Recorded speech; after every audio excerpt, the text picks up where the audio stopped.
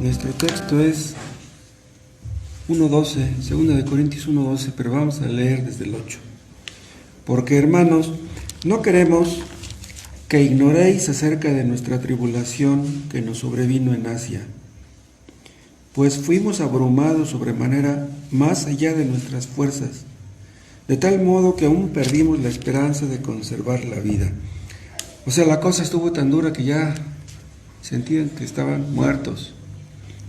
Pero tuvimos en nosotros mismos sentencia de muerte, para que no confiásemos en nosotros mismos, sino en Dios, que resucita a los muertos.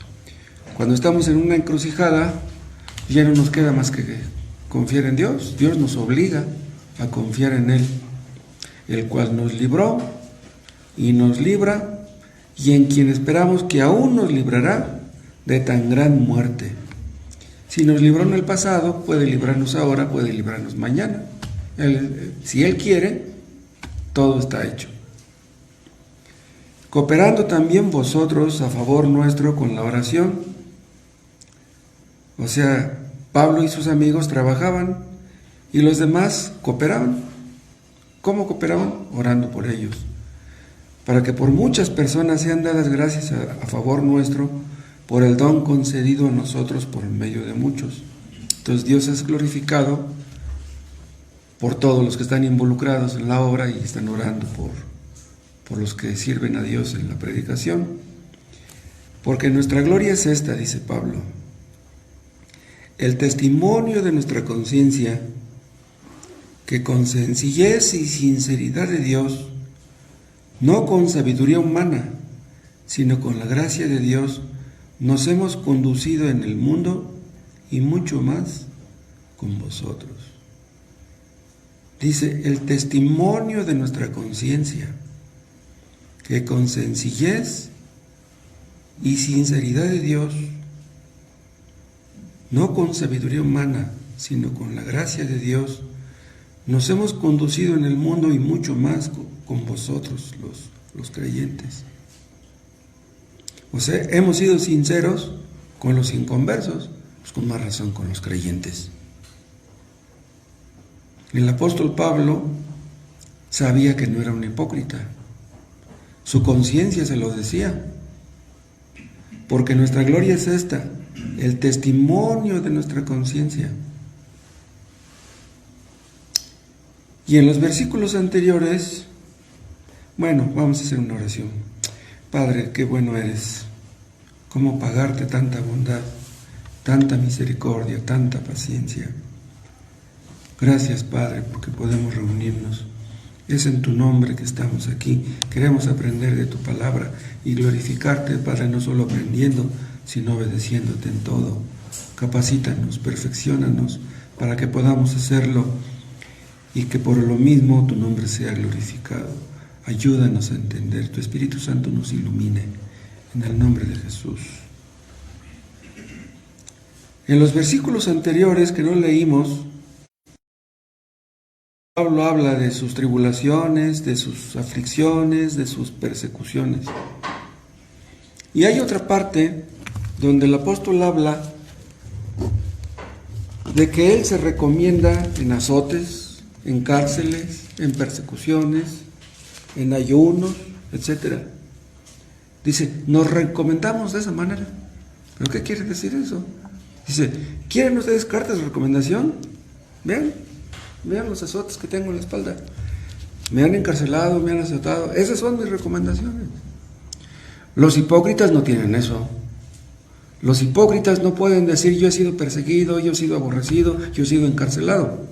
Los hipócritas buscan su propia gloria y la gente feliz. A los que persiguen son a los sinceros. Y el apóstol Pablo dice, yo soy sincero. Yo lo estoy demostrando con el hecho de que soy perseguido. El apóstol Pablo amaba a Cristo. Amaba a sus semejantes. El que ama a Cristo tiene que amar a sus semejantes. Entonces, si yo soy sincero, yo amo a Cristo sinceramente. Deseo la salvación de mis semejantes. Y de esa manera se demuestra la sinceridad. Recuerden que las epístolas a los Corintios fueron escritas por diferentes motivos. Uno de ellos es la de defender su apostolado. Había entre los corintios personas que dudaban que Pablo fuera un apóstol. ¿Saben por qué? Porque dice, aquí mismo en la segunda epístola más adelante, que veían que su presencia corporal era muy débil. Parece decir eso, que él era chaparrito, que era muy delgadito, y luego menospreciaban su forma de hablar. Él sería un gran predicador, pero no hablaba con gritos, no hablaba queriendo impresionar a la gente. Entonces decían, ¿qué clase de predicador es este? No, pues son mejores los filósofos griegos, los que debaten eso, si tienen un vozarrón, esos deberían de escuchar. No, ese apóstol, ¿será apóstol de veras? Lo menospreciaban por su apariencia física y por su modo de hablar. Dudaban aquellas personas que Dios hablara por medio de Pablo. Nosotros queremos eso. Cuando un siervo de Dios, cuando un siervo fiel que conoce la palabra de Dios predica, Dios está hablando por medio de él. Si ustedes piensan que quien está hablando es el hombre y no es Dios quien les está hablando, pues entonces ni caso van a hacer de lo que están escuchando. Pero si ustedes están seguros que lo que están escuchando es palabra de Dios, entonces ustedes serán impactados y serán beneficiados. Si ustedes tienen dudas acerca del mensaje, acerca del mensajero, entonces van a desaprovechar todo lo que están escuchando. Vean, no pierdan de vista aquí este capítulo 1 y pasan al capítulo 13.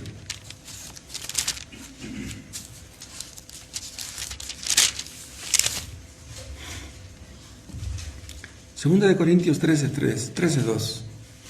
He dicho antes, y ahora digo otra vez, como si estuviera presente y ahora ausente, lo escribo a los que antes pecaron y a todos los demás, que si voy otra vez, no seré indulgente.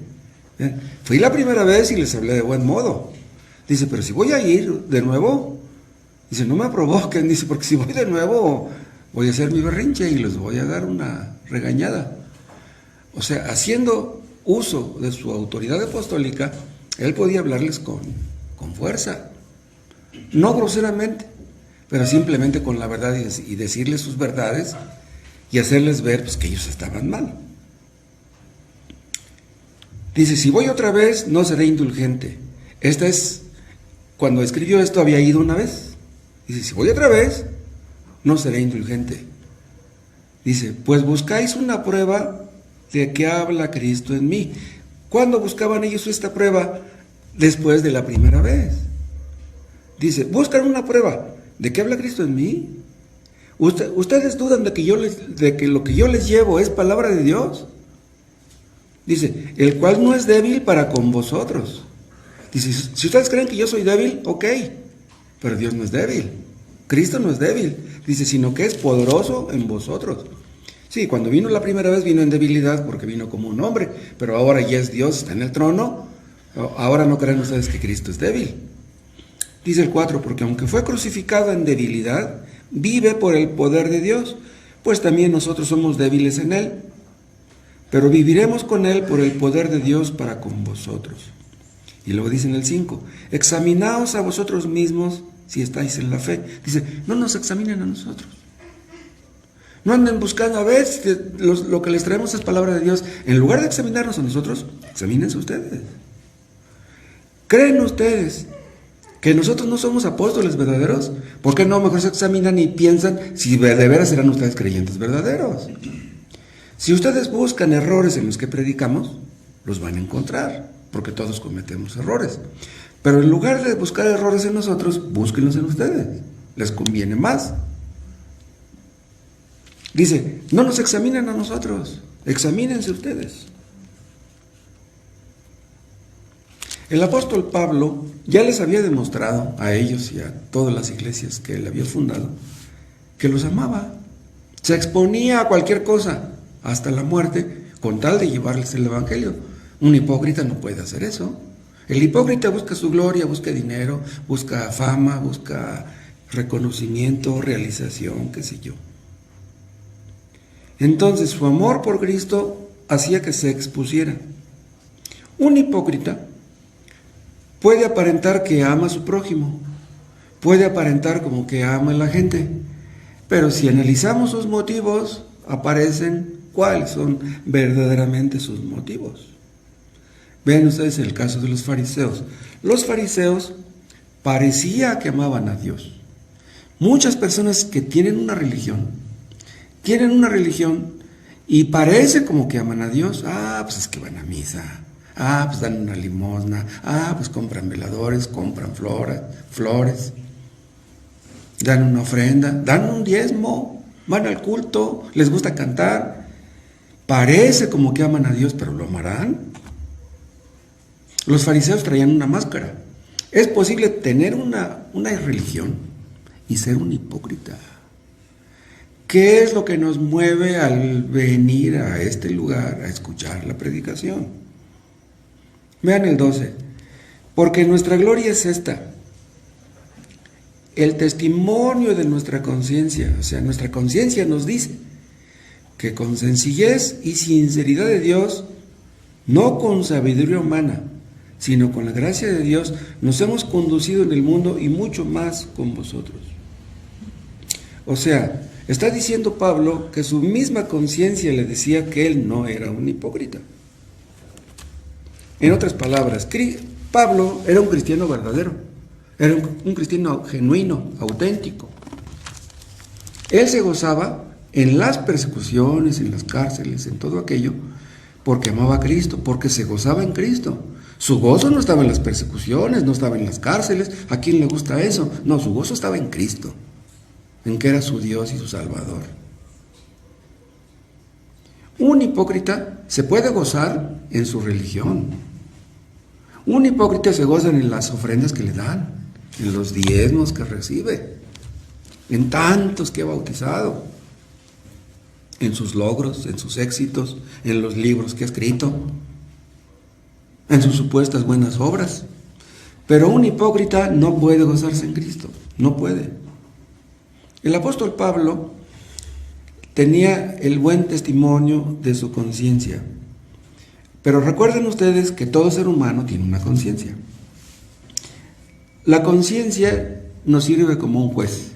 La conciencia nos dice si estamos haciendo algo bueno, si estamos haciendo algo malo. Si tú te sientes mal por estar haciendo algo mal, es que tu conciencia te lo está diciendo, no necesariamente Dios. ¿Me explico? Aún un hipócrita, su conciencia le puede remorder. Por ejemplo, un hipócrita puede decir: no di mi diezmo el domingo pasado, o di muy poco. Se siente mal. Su conciencia le dice que está mal que no haya dado su diezmo, pero no es el Espíritu Santo. ¿Entienden? No es lo mismo que te diga eso la conciencia a que te lo diga el Espíritu Santo. Ahora, Pablo se siente bien porque vean cómo dice: porque nuestra gloria es esta. O sea, es como si se estuviera jactando. Ahora, ¿quiere decir entonces que Pablo confiaba en su conciencia? No. Nosotros no podemos confiar en nuestra conciencia. Su conciencia le decía a Pablo que él estaba haciendo lo correcto, que él amaba a Cristo y que amaba a su prójimo. Pero ya vimos todo lo que tenía detrás, todo el paquete de cárceles, azotes y persecuciones. Y un hipócrita no tiene todo eso. Un creyente sincero tiene toda su confianza no en su conciencia, sino en Cristo. Es posible que un cristiano no se sienta mal y que esté mal. Es posible que su conciencia esté muy adormecida, que no se sienta mal aunque está mal. Pero es por lo mismo que no debemos confiar en nuestra conciencia. Confiar en nuestra conciencia es como confiar en nuestro corazón. ¿Y qué pasa con el corazón? Que es muy engañoso. Entonces, nuestro corazón nos engaña, nuestra conciencia nos puede engañar. Tal vez un hipócrita se sienta bien y no le remuerda su conciencia, pero eso no le justifica. ¿Quién es quien nos justifica? Es Cristo. No podemos esperar que nuestra conciencia nos justifique. El día del juicio, nadie va a ser justificado por su conciencia. Los creyentes somos justificados por el juez. ¿Quién es el juez? Es Cristo. Vamos a rendirle cuentas a Él.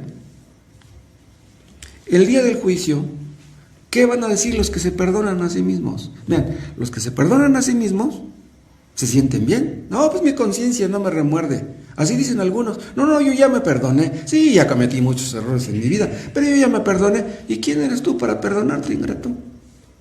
Es lo que enseñan los malos psicólogos. No, mira, si tú has hecho muchas cosas malas, tienes que aprender a perdonarte. Son tan necios algunos psicólogos que dicen, si no te perdonas tú, ¿esperas que te perdonen otros, que te perdone Dios? No, tienes que empezar por perdonarte primero tú mismo. Eso es una locura. Nadie puede perdonarse a sí mismo. ¿Qué van a decir los psicólogos el día del juicio? Señor, no me puedes mandar al infierno si yo ya me perdoné a mí mismo. Les va a decir Dios, sí, ¿y quién eres tú para perdonarte a ti mismo? El apóstol Pablo nos dice en el versículo 12 que su sinceridad procede de Dios. Dice, el testimonio de nuestra conciencia, que con sencillez y sinceridad de Dios, no con sabiduría humana, sino con la gracia de Dios, dice. Bien, no está confiando en Él, no está confiando en su conciencia, está confiando en la gracia de Dios. Hay virtudes naturales, hay virtudes sobrenaturales. Por ejemplo, hay hombres que son muy optimistas, que son inconversos, que no se desaniman, que le echan ganas, que son muy luchones. Pero eso es algo natural, eso no es algo que produce el Espíritu Santo, es algo que es de su carne. En cambio, hay personas que son bien depresivas, se deprimen de cualquier cosa, se desaniman y son muy pesimistas.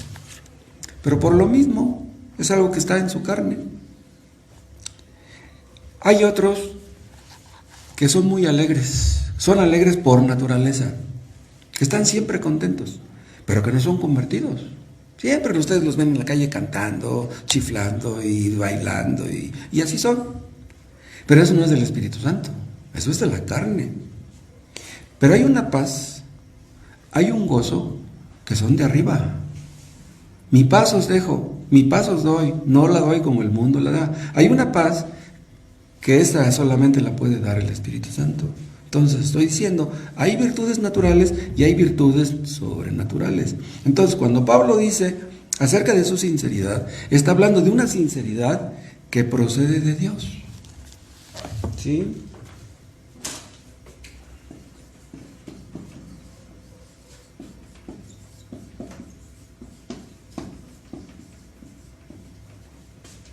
Hay hombres que son muy sinceros, hay hombres que son muy francos, que dicen lo que sienten, que no les gusta ocultar las cosas, que no les gusta mucho aparentar lo que son o lo que creen que son. Pero pues eso viene de abajo. Pero la verdadera sinceridad es un don de Dios, es un regalo de Dios.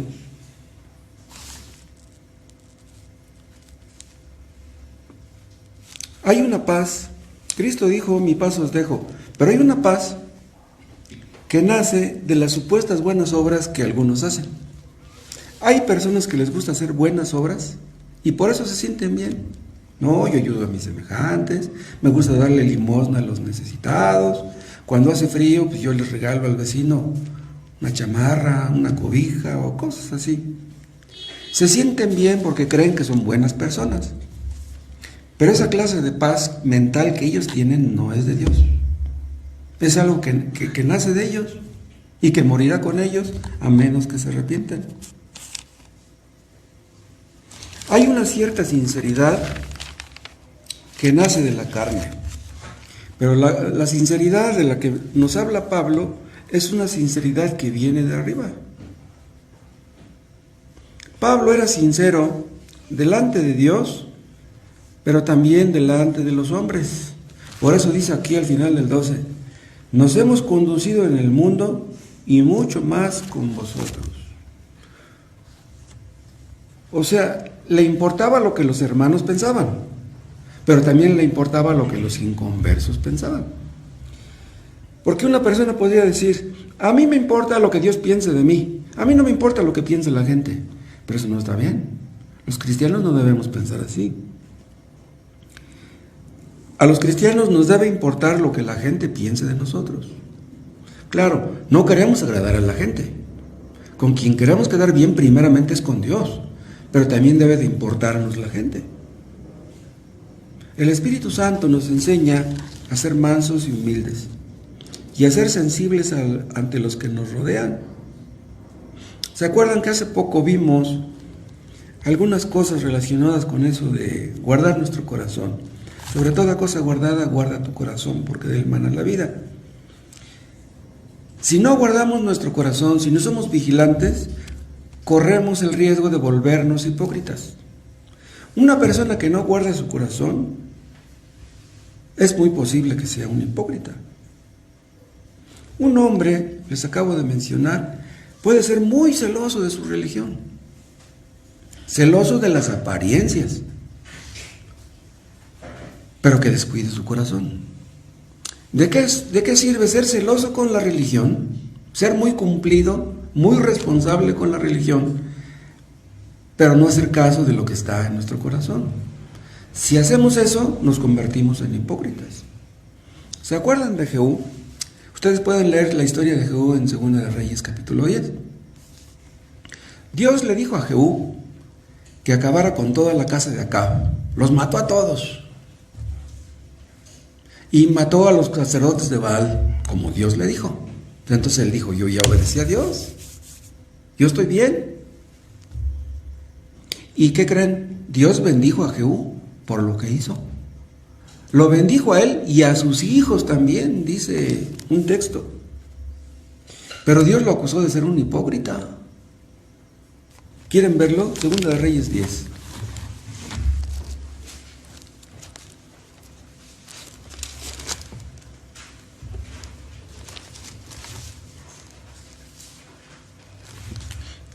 Segunda de Reyes 10, vean 30.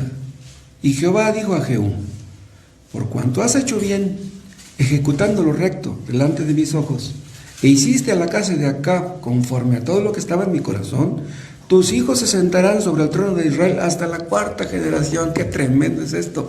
Pero vean lo que dice el 31. Mas Jehú no cuidó de andar en la ley de Jehová, Dios de Israel, con todo su corazón. Aquí está el problema, vean. Obedeció a Dios en lo que Dios le dijo, pero no cuidó su corazón para hacer todo lo que a Dios le agrada. No cuidó de andar en la ley de Jehová, Dios de Israel, con todo su corazón. ¿Y qué sucedió por no cuidar su corazón? Dice, ni se apartó de los pecados de Jeroboam, el que había hecho pecar a Israel. ¿Qué quiere decir que sucedió al no cuidar su corazón? Que no se apartó del pecado. Y ven el 32. En aquellos días comenzó Jehová a cercenar el territorio de Israel. ¿Cuál fue la consecuencia de su desobediencia? De no cuidar su corazón, que toda la nación sufrió las consecuencias, como ven. Y los derrotó a Hazael por todas las fronteras. O sea, por no cuidar su corazón, Dios le envió la derrota. Aunque antes lo había bendecido, a fin de cuentas fue derrotado. Vean una cosa. ¿Es posible que Dios nos bendiga en ciertas cosas? Porque estamos haciendo bien ciertas cosas. Pero si descuidamos nuestro corazón, a la larga nos va a ir mal. ¡Wow! Si no hacemos de todo corazón lo que nos corresponde, a eso nos conducirá el descuidar nuestro corazón. Descuidar nuestro corazón es lo mismo que ser hipócritas.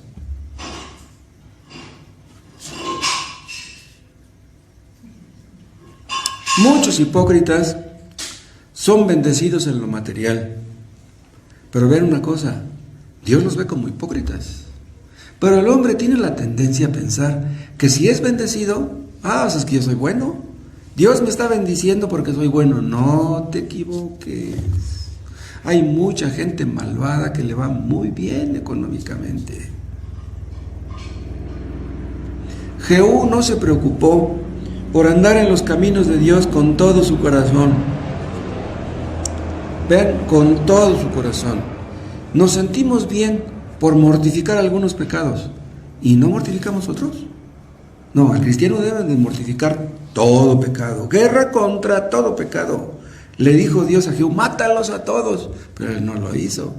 Es lo que tenemos que hacer nosotros, matarlos a todos, a la ira, al egoísmo, a la soberbia, a la mentira, a los malos pensamientos.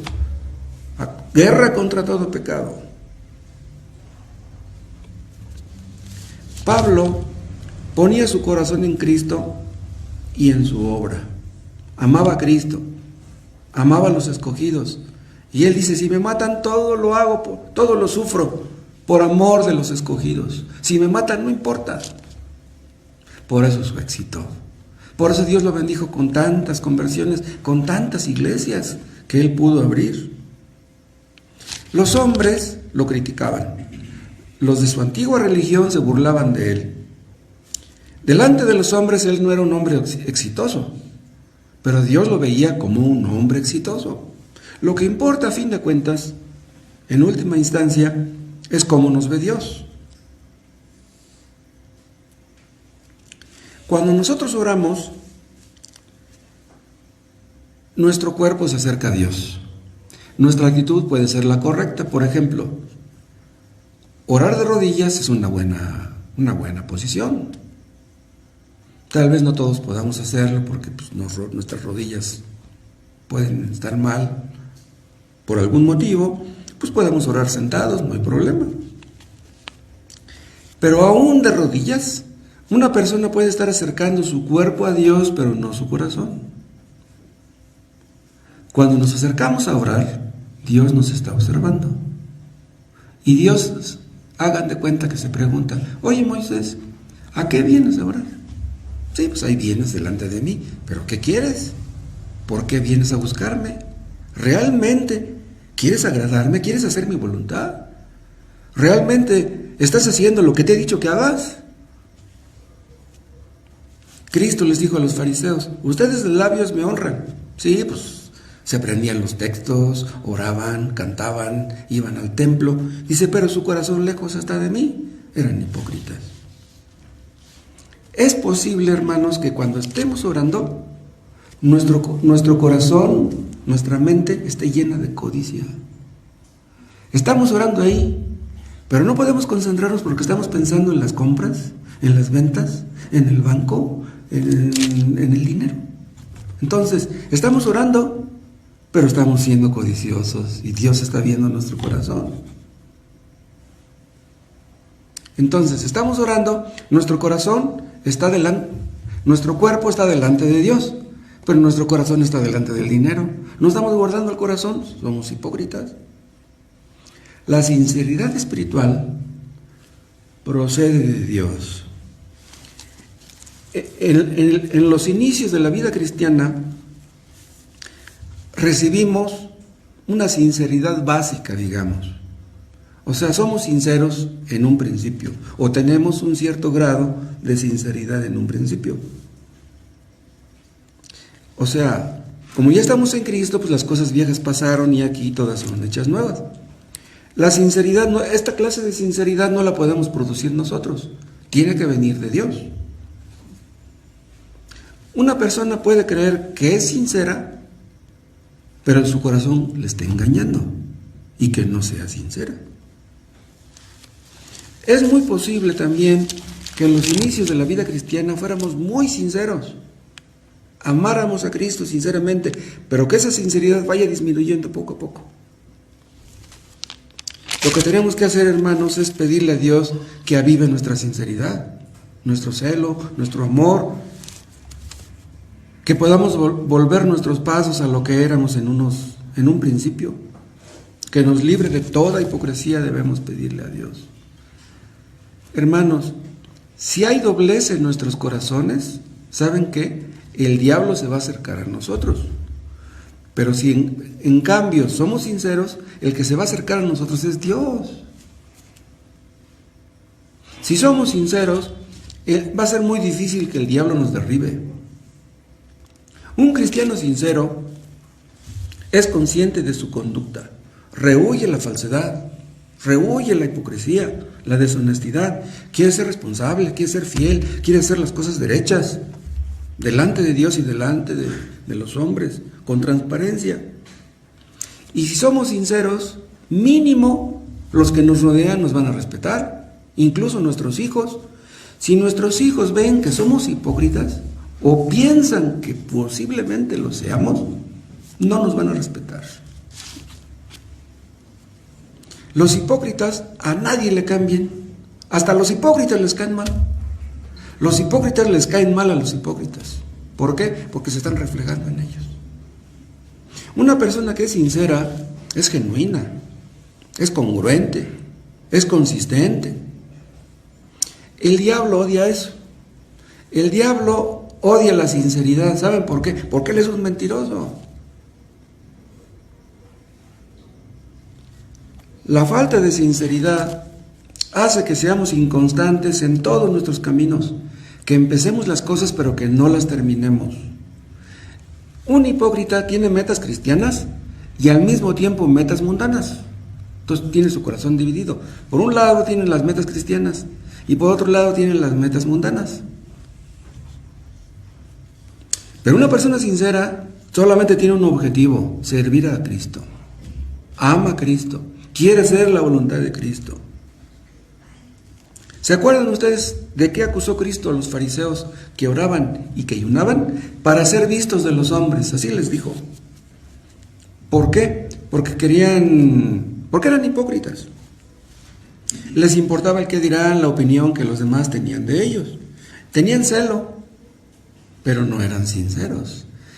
Una persona puede tener mucho celo por evangelizar, por repartir folletos y ser un hipócrita. Pero si somos sinceros, nuestros motivos serán claros en el deseo de agradar a nuestro Dios. Si somos sinceros, vamos a querer que la gente sea salva, que Cristo sea glorificado. La sinceridad hace, hermanos, que nos apartemos de todo pecado. La sinceridad hace que seamos diligentes, que cumplamos lo que prometemos, sea que lo prometamos a la iglesia, sea que lo prometamos a Cristo. Cumpliremos lo que hemos prometido. Un cristiano sincero rehúye la jactancia. ¿Por qué? Porque sabe que si hizo algo bueno, el que merece la gloria es Dios, no uno.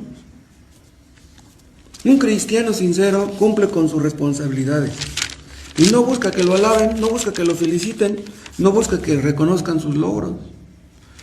Un cristiano sincero no se enoja por cualquier cosa. Un cristiano sincero controla su temperamento. Noten ustedes de cuántos males nos puede librar, nos puede guardar la sinceridad. Si nosotros queremos que la iglesia de Cristo prospere y que las almas sean salvas, pues está bien, así debe ser. Pero si ponemos intereses mundanos por encima de los intereses de Dios, entonces vamos a perder nuestra sinceridad. Sí, pues tenemos una familia, tenemos que ver por nuestra familia. ¿Cómo se sentirá un padre que no tiene para darle de comer a sus hijitos?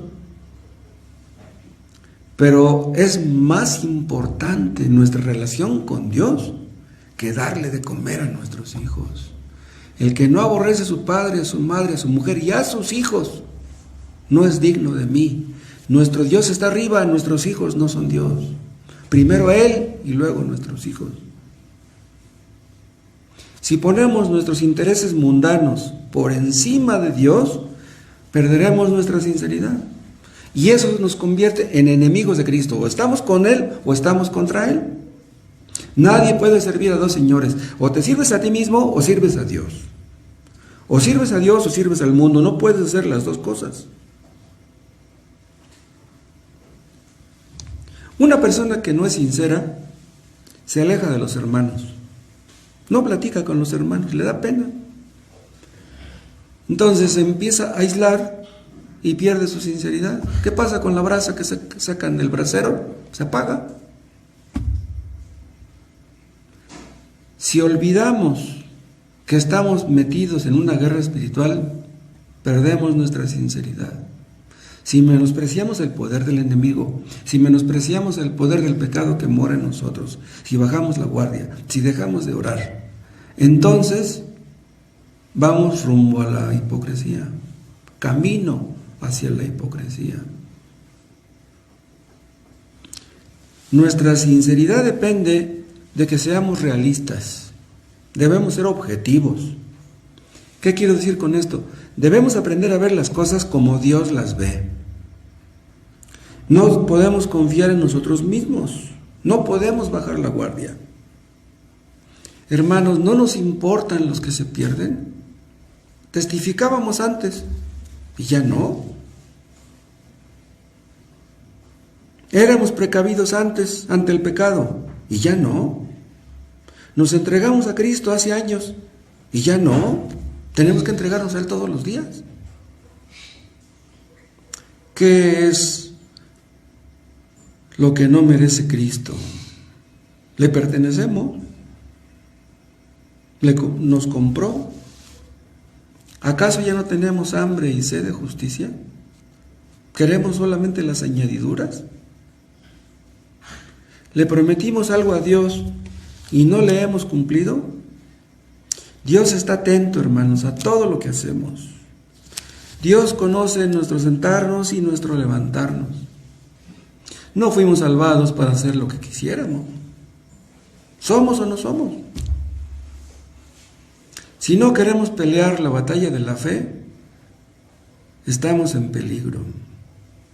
¿Será posible, hermanos, que nos estemos endureciendo y que no nos demos cuenta? Oh Dios, líbranos de hipocresía. A todos. Él nos hizo, Él nos conoce. Oh Dios, no nos dejes andar en nuestros propios caminos. Pidámosle a Dios, hermanos, que nos libre de un arrepentimiento superficial, que nos libre del autoengaño. Cristo debe estar por encima de todo. Pidamos a Dios que nos dé más sinceridad. A todos nosotros. No vayan ustedes a pensar que yo creo que ustedes están mal y que yo estoy bien. Todos hemos fallado, hermanos, en este punto. Un cristiano no puede ser catalogado de hipócrita. Si es hipócrita, no es cristiano. Pero es muy posible que en más de una ocasión hemos actuado hipócritamente. Pidamos a Dios que nos dé más de su espíritu, que nos libre de soberbia, de autosuficiencia. Si Dios nos da más sinceridad, nos dará más de su espíritu. Y estaremos más conscientes de su presencia. Tendremos más bendiciones espirituales sobre todo, que podrán fluir hacia los que nos rodean. Estaremos más conscientes de su amor. Sentiremos que nos ama. Y nuestra fe va a crecer. Y seremos más diligentes. Y le daremos un buen testimonio a nuestros hijos y estaremos firmes y no vamos a caer. Y vamos a anunciar el Evangelio y muchos van a ser salvos. ¿No queremos eso, hermanos? Se supone que para eso estamos aquí. Dios nos ayudará, hermanos, y nos da un corazón más limpio y más sincero a cumplir con la gran comisión. Oh Dios, danos un corazón así, que te ame a ti por encima de todo. Líbranos de hipocresía a todos los que estamos aquí y capacítanos, Dios, para ver las cosas como las ves tú. A los que se pierden, Padre, para verlos con la soga en el cuello. Oh Dios, no nos dejes ser hipócritas. No nos dejes callar. Ayúdanos a hablar. Y que veamos, Padre, que muchos corren en busca del Señor Jesús. Que muchos caen a sus pies rendidos. Déjanos verlo en esta ciudad. Déjanos verlo entre nuestros hijos. Ayúdanos, Dios. Si alguna vez te amamos más que ahora, ayúdanos a amarte así como antes. A verte como lo precioso que tú eres. Te lo pedimos en el nombre de Jesús. Amén.